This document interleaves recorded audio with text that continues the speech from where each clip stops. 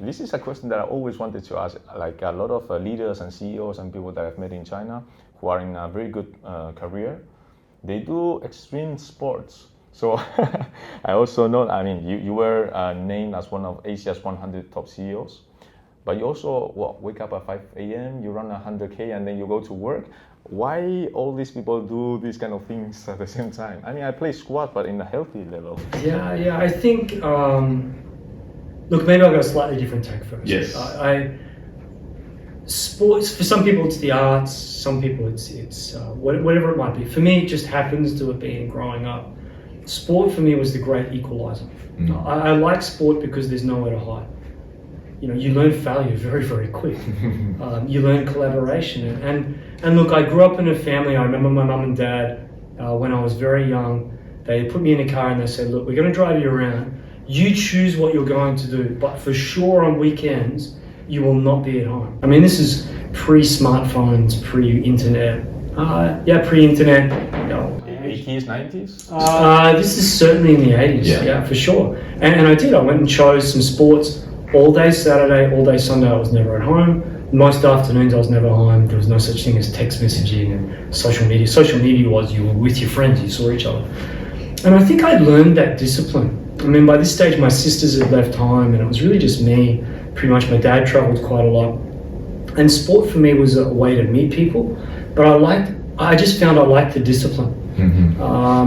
And I always chose sports that I could do every afternoon. I was there on the weekend, and I think that helped formulate the discipline that I then stumbled into triathlon. My challenge was I actually really liked team sports.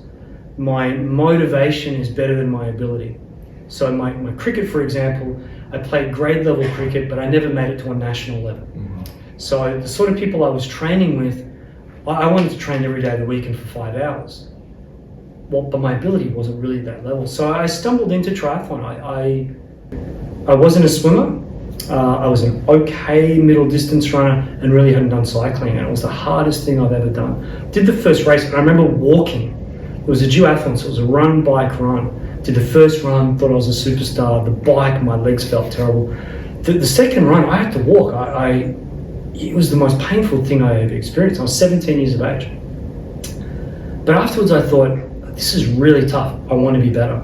And that led to the discipline. And throughout even my sporting career, and I was lucky, I've done 21 Ironmans, I've gone to a couple of world championships, I've done a little bit under 400 races. I always went to squads where I was the worst. So even when I decided, right, I really want to go into triathlon, at that stage I was teaching, I was 23, 24, and I went to the pool that I was at, Queensland University, where Kieran Perkins, who ended up becoming a friend, Kieran was for a while the world champion in 1500 metres. First guy really to break the world record for 1500 and smash it. He was in lane 6. I was in lane 1 with the under 10s as a 24-year-old learning how to swim. And all I could do was keep on looking over. And I didn't know if I'd get to the Olympic lane, and I didn't. But I ultimately worked my way up to sort of lane 4 and lane 5. Even when I joined, I stopped training with triathlon squads because it wasn't difficult to become one of the better swimmers or one of the better cyclists or runners. So I went and trained with the swimmers, went and trained with the pro cyclists who just smashed me, and trained with the runners. And I think I was always willing to fail and always willing to be the worst in the room. And that's probably a philosophy that's then stuck with me in my general life.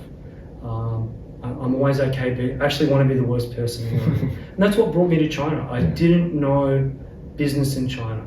China is the world's largest international education market by a long way, and will always be. It's going through change from growth to quality. Well, I thought I could learn something here. I didn't know the market. And I credit that partly because of the discipline of sport. And that's something that's why I get up at 4:30 in the morning. I have 2.5 hours to myself every day. It's selfish time. I can focus on my reading and my well-being. And then from 7 till whenever, I give my time to other people. But before 7 is my time. Where do you get a lot of life lessons from? From sports, from education, from working in China? Which would be your main lessons there? It probably changed. It's different things at different times. I think in early life, Yeah, certainly sport, coaches who were good mentors. My first place that I worked as a full-time job was exceptional, the people that gave their time. I probably didn't appreciate it so much then, but I really do now. Going overseas has opened up the world. To be a foreigner in a foreign country where you don't speak the language humbles you. Mm-hmm. You get rid of the chip on your shoulder. You see the world with a different lens. And I think that's very much shaped how I think, to the point sometimes it's hard to go back to your home country. I've been very fortunate to not have a lot of mentors, but they've come very late in my career, really the last maybe 5-10 years. And they've been very generous with their time. And even those who I don't necessarily know, if you reach out, I've been really impressed with how open people are, very successful people. I spend a lot of time reading and watching. I can tell you, even now there's a lot of great stuff from Stanford Graduate Business School, where they do similar to this. They do these Q&As. You sent the link last time. And you meet these, you hear what they're thinking and their process. And Meg Whitman has impressed me with how she stepped in as CEO of HP, but her husband's a neurosurgeon. This morning when I was on the treadmill, I was watching a video with the current or the most recent CEO of Tata, and how he'd gone from the US back to the family business and how that scaled. Their lessons are fantastic. We now have access to this that we didn't have in the past. So I really absorb all of that, but I think ultimately you need to do stuff as well. I make mistakes every day. I made mistakes probably at 8 o'clock this morning, but my hope is I don't make the same mistake twice. Mm-hmm. Yeah, definitely in a society like in China where people are a lot under pressure, like social, family, economy, a lot of things, and they sometimes don't find the balance between having a great career, but also like a real healthy lifestyle, right? Yeah. Like sleeping well, eating well, exercising. What would you recommend someone in the 30s to find like a good balance between a career and a healthy lifestyle? So I hope what I say isn't rude. I don't believe in the word balance. I think when most people look at it, they think in simplicity. So they think everything at the same time all needs to be in equilibrium. Yeah. I mean, that's just not true. If you try that, actually everything's bad. Mm-hmm. I think what you need to recognize is over a period of time, you'll have ups and downs, but over that period, hopefully in that period, you have some balance. You need to control what you can control. So for me, I can control between 4:30 and 7 a.m. because most people aren't stupid enough to get up that early. But I'm okay with that. So that for me is part of my balance. Then during the day, you need to be mindful of your cues, of what sets off your triggers or your frustrations or your anxieties or whatever. But look for the spread of things. If I look at right now, I can tell you I have a little bit of balance. But if you're doing 100 hours a week on projects, there's certain things you just can't do. Yeah. But I know in April we've got Qingming Festival, and in summer, there's some change happening in summer. So as long as you have that mapped out, I think you're then okay. And I think people where they fall down is they think they're looking at 7 days a week, and they get obsessed about a very narrow field of time. I think if you're obsessed with that, you really won't do anything remarkable. I think if you look over a band of time, okay, now you can spread stuff out and manage your energy and well-being in that way. So instead of trying to keep it 50-50 all the time, you will go for the up and down and be okay with the ups and then downs. I think stop. And the other thing, it's a generational thing. I think back, I'm almost 50, so if I look back when I was starting, everyone was by hours. I'm thinking of X number of hours a week. Yeah. If you have your purpose right, you don't care, and you have your commitment right, actually it shouldn't feel like work. I think if you've got that in pretty cool balance, it shouldn't feel like work. And you mentioned at the outset, the two roles I've got. This business now is getting to a maturity and a scale and great people that are now taking it forward. The other projects that we're doing, and we've got 4 new projects open in September this year. I can tell you it's chaos. I quite like the chaos. So I don't think on a Monday night we were still doing meetings till 11 o'clock. I don't think, I'm here at 11 o'clock. I'm thinking, well, how can we do this right? How can we help the staff and the kids and the parents that are trusting us? And I think perspective makes a big difference as well. If you're watching the clock, honestly, you're always going to stress. So if someone has found a purpose, the meaning of what he's doing, you don't really care if it's Monday, 11 o'clock or you do what's needed to be done. And if that means on a Wednesday afternoon things are cool, Yeah. go and have a coffee, you know, go for a dinner, go for a run. But if you need to do stuff on a Saturday afternoon because that's when the construction team needs to meet, go and do that then as well. You know, I think the traditional notion of what a working week is, once you get to a certain point, if you want to do something great, you can't do 9 to 5. I just don't think it's possible. Okay, so more than working on what is currently happening, you will recommend people to more like trying to find meaning in what they're doing? I think you need to make a decision. What's an interest and what's an obsession? Yeah. An interest is something I dip in and out of. An obsession is something I fully commit to. So a startup business. If you've made the commitment to launch a business, you are fully committed to it. If you think it's a side gig and you're just dabbling, that's why you know more than 90% of startups fail. People do it as an interest. Yeah. If you're obsessed, there is nothing you won't do to give that project every chance for success. And I think people mistake interests as their vocation and career. It's not, it's a dabble. You play squash, it's an interest, it's a pursuit, it's something healthy. But if you're obsessed with it and it was what you were going to do and you're going to try for the Olympics, your whole mindset changes, your commitment to it changes, how you view it changes. And that's something I'd encourage people to do. Just be honest with yourself. What is an interest? But what's your obsession? And if it's an obsession, you go all in. Yeah, because one of the quotes that I like a lot is don't ask a man what he wants to achieve, ask him what he's willing to give up. Yeah. Everyone wants six-pack. Yeah. Okay, wake up 2 hours earlier, go to the gym. Then maybe not. Yeah. I'm on a call later today with a new team on a new project, and it's partly sort of an acquisition thing, and that's the question. As we evaluate in an acquisition, you're looking at that existing team. Do they see it as a job or a commitment? And what are they willing to do to make it right? And if they're not willing to commit, I wish them all the very best. But they won't be in that project because they need to be obsessed to get it right. And how do you find these people who are committed because of this project itself and not because of money job? Yeah, you ask a lot of why questions, right? Simon Sinek's probably a little bit obsessive at this, but you ask them. So if I look at a very practical thing, I did an interview this morning. Why are you a teacher? Why did you go into education? Why did you move overseas? Why China? Why have you changed with this? Why are you looking at coming to us? If you join us, what are you hoping that we can do to help you be successful?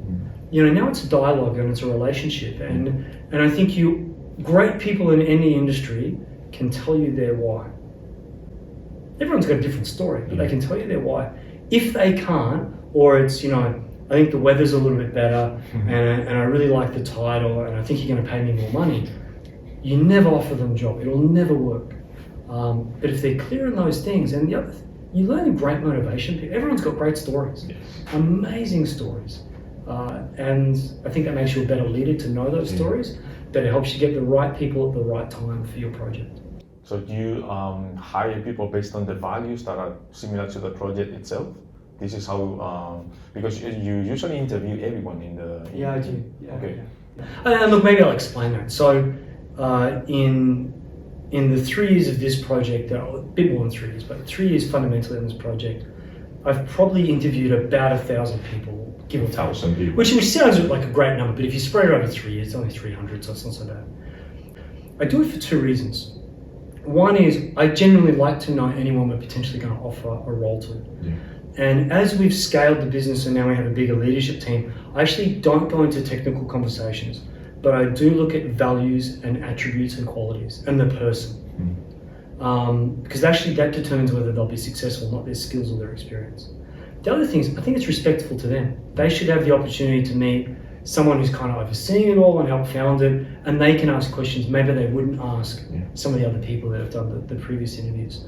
So yeah, to answer your question, when we interview, we look at values, attributes, qualities first. We look at their purpose, and then we also have a strategy. You know, in pre-operations, you need a slightly crazy person. Pre-operations in a big startup, you got to be a little mental, and during COVID, even more obsessed. Your startup team also needs to be all in, and I'm happy to share stories about our startup team. I owe them everything. Their commitment is is beyond what I've ever seen before. But the next stage is actually the hardest one, because they need to now fit into the culture that you currently have. So you look at your current team and the personalities of how that'll work. The year after that, and then when it's 10 years, you're looking at a different person. 10 years in a company, companies start to dip a little bit because you start to believe your own myth. So revenue's not such a big issue. You've now got a bit of track record. People know who you are in the market. And people start to sit back. They get contented. Yeah. And it dips, which is the call I'm doing today. It's a company that dipped and has dipped quite badly in the market. Then you need that next kicker that can always look beyond. So yeah, you can only get that right by having a strategy and looking at the quality of people. CVs tell you nothing. Experience tells you very, very little. All it means is they've survived. And I'll be honest, you actually don't know whether it will work until they're in the building. Until you throw everyone together into the melting pot, you actually don't know with 100%. But if you look at the values, I think you've got more chance for success. So how do you readjust this, for example, the strategy? Imagine we are already in the second one. Yeah. How do you readjust the strategy, or you interview again as if it was the first time? No, I mean, you always have to look with fresh eyes. Yeah. So, I mean, I'll go on a granular level. We have, in the primary school, because of growth, we're scaling quite quickly. We've needed 4 new homeroom teachers. But that's spread across grade levels, and we have an existing team, and we have a very stable culture. The leadership there has done an exceptional job on how they coach, guide, interact, communicate. So when we look at those teaching teams, it's how will they complement, but how can we also have really healthy discussions? And the sexy term now in all industries is D&I, right? So diversity and inclusion. How do we have a diversity of thought that we can bring in to really help us think a little differently, maybe add some different perspectives to what we're doing. And we have a strategic plan about what we think is next. And we're looking for people that can help maybe shape our thinking with that. We go quite granular with the detail. But our strategy for the primary school is different to our marketing team. We need quite an agile digital person there at the moment. In our operations, we're looking for someone who ideally has 5-star customer service background in hotels, because we want our customer journey from the front gate all the way through the building to be really looked at. What are those moments that matter to prospective people and VIPs? Different strategy for them to the other roles. So you've got to look at it. And I find that a lot of fun. I think that's great. Amazing, yeah.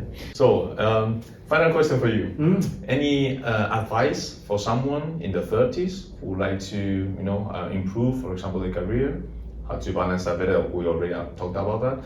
But not only in the education industry, in any other sector, what would you recommend them? They can do, they can learn, they can change. Look, maybe I'll give some tips for their current role, and maybe some bigger things, and I hope it's not too repetitive. I think some tips we should always remember, no matter what our role is that we're always communicating in 3 directions. And if you can remember that in the start of your career, it helps you a lot as you move through leadership. And the 3 directions are always up, across, and down. Even if you're a board member, you're communicating up to your investors, and then you've got regulatory stuff and other things, your peers, and obviously your teams and staff and community. And most people forget that. They get obsessive with a level and they miss others. And a lot of people fail in their career or stagnate because they forget the importance of that. So I think that's something we should always keep in our mind. Something we've said a lot today is clarity on purpose. And don't stress too much. And don't get fixated on a title or money or an office. Be like Jim Carrey and Yes Man and say yes to opportunities, and you'll be amazed the ecosystem and network that you'll build. Don't be afraid to ask questions, and even if people you don't know. Go to events, watch things online, and shape your thinking a little bit without it getting too much in a box. And I think if you look at the great leaders over time, or great people over time, they transition through different things. But they do that because they want growth, they want development, they're willing to take, as you said before, ask the question, they're willing to take calculated risks and step forward. And I think as long as you're stepping forward, it's okay. And just be aware what's an interest and what's an obsession. And if it's an obsession, go all in. And don't get confused that an interest is going to lead you to great things. You dabble interests. You have success and drive and motivation in obsessions. All right. Thank you very much. Thanks a lot. Thanks. Thanks a lot. Sí, sí, sí.